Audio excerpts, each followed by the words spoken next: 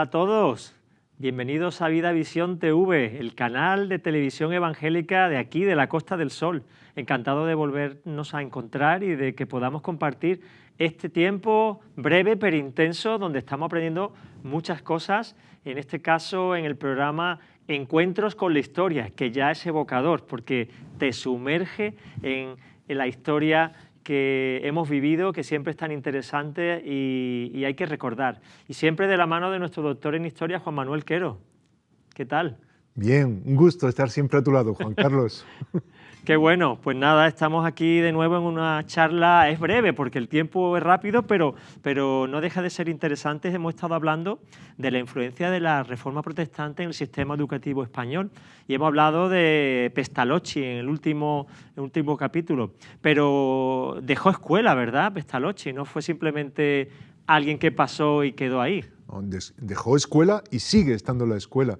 Y en realidad es que es la influencia no solamente de la Reforma Protestante, sino del protestantismo posteriormente, y bueno, cuando uno indaga incluso va más allá de la Reforma Protestante, porque son principios bíblicos que se resaltan, y claro, la Reforma Protestante fue ese movimiento que puso sobre relieve esta realidad que cambió el mundo y cambió el sistema pedagógico para que las sociedades también cambiasen en muchos aspectos, así es. Qué bueno como la influencia de la Biblia sigue presente en los distintos órdenes, ¿no? de la vida. Y la escuela de Pestalozzi dejó pedagogos o digamos, una especie de seguidores de una manera muy específica en la pedagogía que me gustaría que comentaras. ¿Qué personajes son los que realmente fueron sobresalientes en esta área? Pues se dieron un buen elenco de educadores, pedagogos que destacaron por este sistema, pero hoy día sigue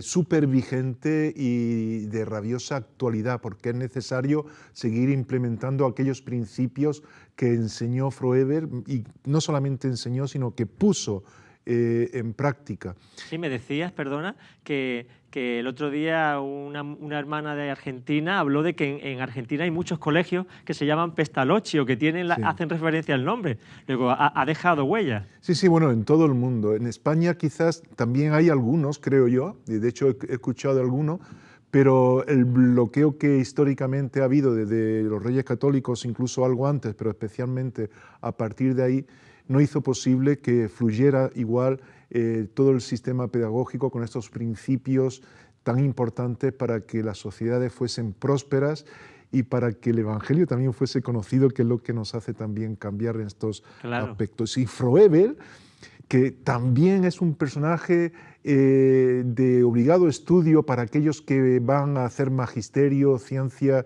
de la educación o que quieren conocer la historia de la pedagogía. Froeber también se permeó y vivió y estudió bajo esos principios de Pestalozzi, incluso tuvo ocasión de estar con él en alguna ocasión. Y además su padre, si bien el abuelo de Pestalozzi fue pastor protestante, el padre de Froeber era pastor también. Y se pudo educar bajo esos principios que sus padres le mostraron. Pero no solamente él, sino que su hermano Cristóbal Froeber también fue pastor. Mencionas en el libro una cosa interesante, los kindergarten, que al principio decía yo, ¿qué palabrota es esta? Pero después analizando, kinder es niño y garten es jardín, o sea, jardín de infancia. Es lo que hoy tenemos en preescolar, que lo vivimos nosotros y que hoy día se llama jardín de infancia. ¿Él fue el precursor de todo esto? Efectivamente, de hecho todavía en casi todo el mundo se conoce como kindergarten, que es un nombre alemán para hacer referencia a la escuela infantil, con un sistema muy diferente. No era el niño sentado en un pupitre, sino el niño jugando. El niño jugando y aprendiendo con juegos. Y eso hoy día podemos decir, hombre, es que eso hoy es normal, se hacen juegos educativos, claro. Pero antes no lo era.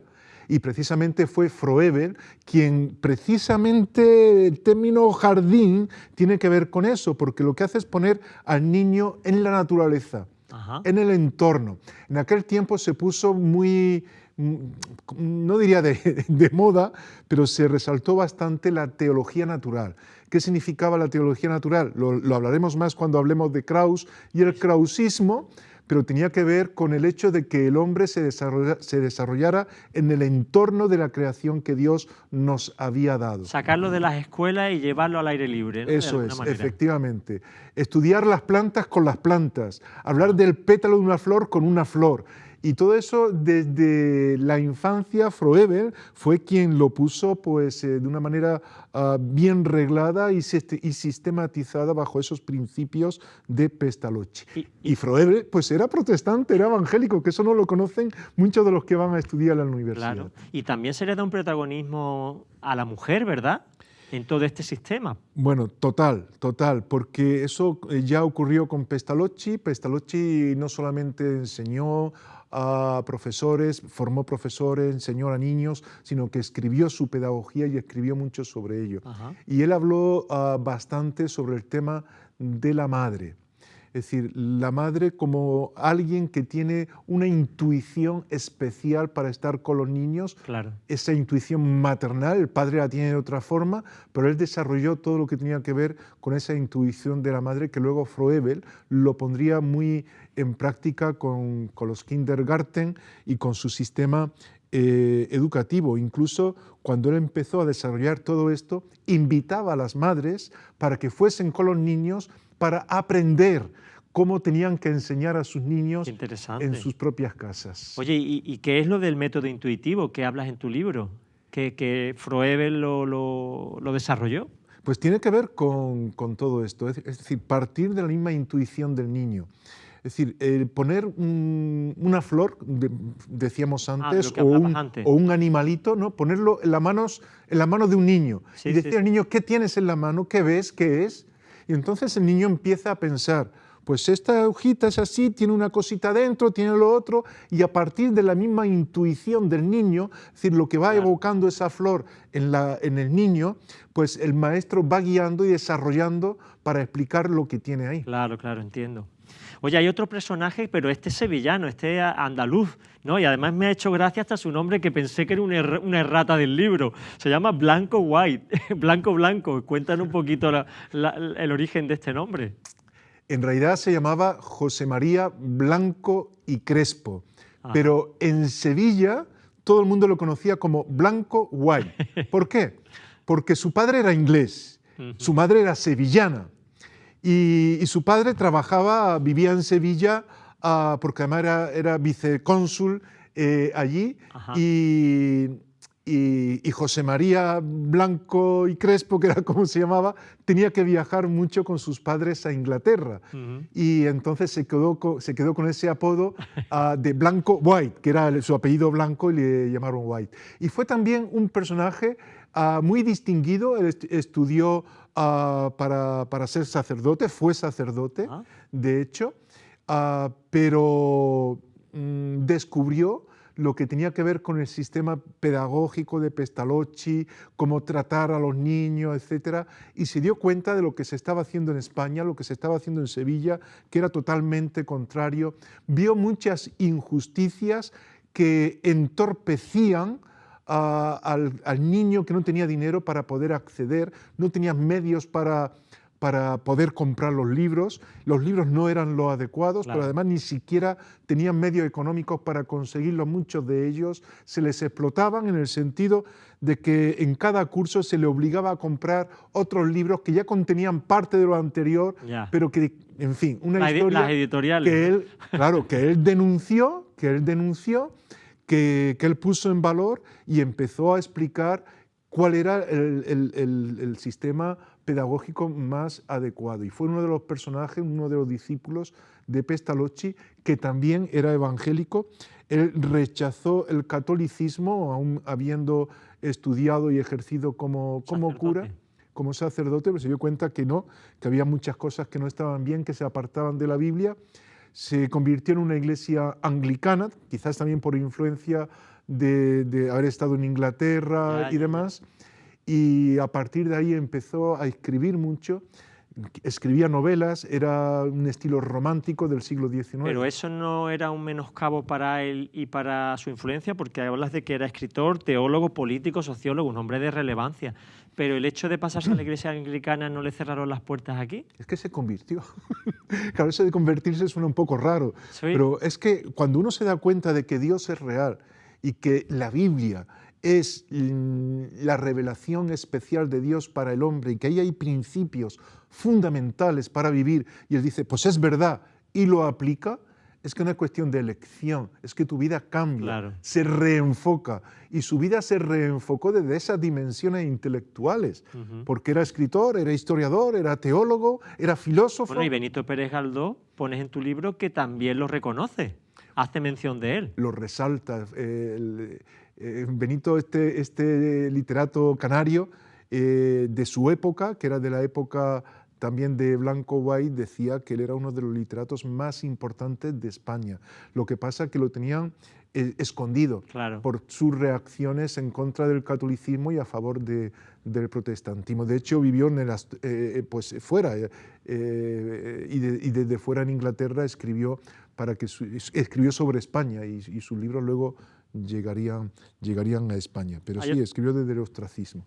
Hay otro personaje que es madrileño, Fernando Castro, o de Castro, ¿no? Cuéntanos un poquito de él porque nos quedan 5 minutos y esto está muy interesante. Pues Fernando de Castro también fue cura.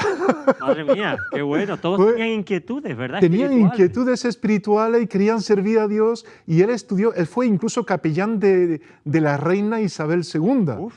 Es decir, que es muy interesante cómo él se desarrolla, pero también se dio cuenta de una serie de cuestiones que estaban en la Biblia y que no podían seguir por esos circuitos que eran diferentes a lo que la Biblia manifestaba. Conoció también los principios de Pestalozzi, empezó a estudiarlos, a ponerlos en práctica, y él lo enfocó sobre todo en la mujer. Ajá. De hecho, fue una persona muy reconocida en España, en Madrid, y fue el primer rector de la Universidad de Madrid. Madre mía. La Universidad Unida de Madrid, lo que hoy es la Universidad Complutense. A la Complutense, él fue el primer rector. El primer rector. De hecho, se iba a proponer a Sanz del Río, Julián Sanz del Río, que es un personaje muy interesante, que trajo los principios, que eso lo hablaremos más adelante, del krausismo a España, en el tiempo de la República y demás, pero el mismo Julián Sanz del Río dijo que a quien veía realmente ahí era a Fernando de Castro. Y él comenzó a introducir en la universidad las clases para mujeres, que no existían. ¡Qué revolución! No podía, fue tremendo. Él fue el fundador de lo que se llamó la Asociación para la Enseñanza de la Mujer, que se da en el contexto de la Universidad, había dicho Unida Central, es como se llamaba en aquel tiempo, Universidad Central de Madrid, lo que hoy es la Complutense. Y también defendió la libertad de culto, algo que era imposible de pensar en aquella época, ¿no? Que le supondría algunos problemas. Claro, es que además uno de los motivos por los cuales era necesario implementar el sistema educativo de la Reforma con valores bíblicos es quitar también todo aquello que tenía que ver con adoctrinar a las personas en los colegios o en los centros educativos, porque uno tenía que ser libre para creer y no adoctrinar, pero enseñar los valores era otra cosa. Claro. Era algo diferente, y él creía en la libertad de culto, por lo tanto no se podía utilizar la escuela para obligar a estudiar ciertos temas, pero sí a dar esos valores que ayudaban al individuo a poder decidir por sí mismo, su elección, claro. Efectivamente. Bueno, ya nos quedan un par de minutos que podemos dedicarlo a algunas influencias muy directas en España, ¿no? Y hablas de un cuadro de Godoy, ¿no? Yo lo estudié en el colegio. A Godoy, a Manuel Godoy. Sí, sí. Bueno, es que Manuel Godoy era, en aquel tiempo los reyes tenían una figura que era muy importante porque era la mano derecha del rey. Claro. Era el que gobernaba prácticamente, se llamaba el valido. Y Manuel Godoy fue conocido como el valido de Carlos IV, el rey Carlos IV, y fue conocido también Godoy como el protector de la educación. Pero Godoy, conociendo, también animado por Carlos IV y conociendo cómo llegan principios de Pestalozzi a España por medio de todo lo que había. Estamos en la época de la Revolución Francesa, de José Botella, Pepe Botella. Polvorín, ¿no? Claro, una situación muy complicada donde los militares empiezan a llegar con ese sistema educativo que habían conocido en otros lugares de Europa y que no se conocía en España. Pareció tan interesante que Carlos IV patrocinó la fundación de un instituto pestalozziano en Madrid. Madre mía. Y se levantó ese instituto. Y este cuadro, que es de un discípulo... Que lo estamos viendo, lo estamos viendo aquí ahora, es de un discípulo de Goya, que se llamaba Agustín Esteve Márquez. Ajá. Y él plasma con ese estilo tan goyesco de Goya lo que es el instituto. Ahí hay una escultura de Carlos IV, que es quien patrocina toda la obra, y él está con un libro que se ve una imagen, Godoy al frente, está con un libro donde se ve el retrato de Pestalozzi y hay una inscripción en el instituto que se recoge en el cuadro que dice «Para la educación de los españoles».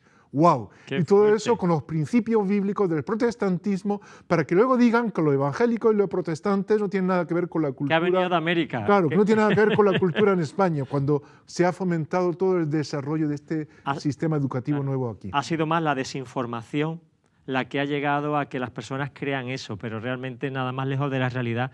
Y a todos nuestros espectadores deciros que la influencia de la Reforma, más bien, por decirlo de una manera más correcta, la influencia de la Biblia y por estos reformadores ha sido espectacular y ha llegado hasta nuestros días y ha estado y ha sido una constante en los siglos posteriores. Así que gracias, Juan Manuel, por aclararnos todas estas cosas, por darnos una visión más realista de la sociedad que tenemos y poder saber que sí que la Reforma tuvo impacto en la sociedad española y que nosotros estamos viviendo el fruto de todo ese esfuerzo.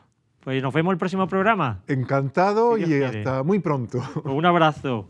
Igual. Y a todos nuestros espectadores, maravilloso este tiempo, este curso, esta masterclass de Juan Manuel Quero, del doctor en Historia, sobre lo que ha supuesto Pestalozzi y la influencia que él ha ejercido en el sistema educativo español. Espero que te haya servido de experiencia y de luz para que sepas que lo que ahora tenemos es producto del trabajo de otros. Un fuerte abrazo. Recuerda que estamos en Vida Visión TV, el canal de televisión española, el canal de televisión de la Costa del Sol, por supuesto, española, y que estamos en el programa Encuentros con la Historia. Cuídate, nos vemos el próximo día. Que el Señor te bendiga.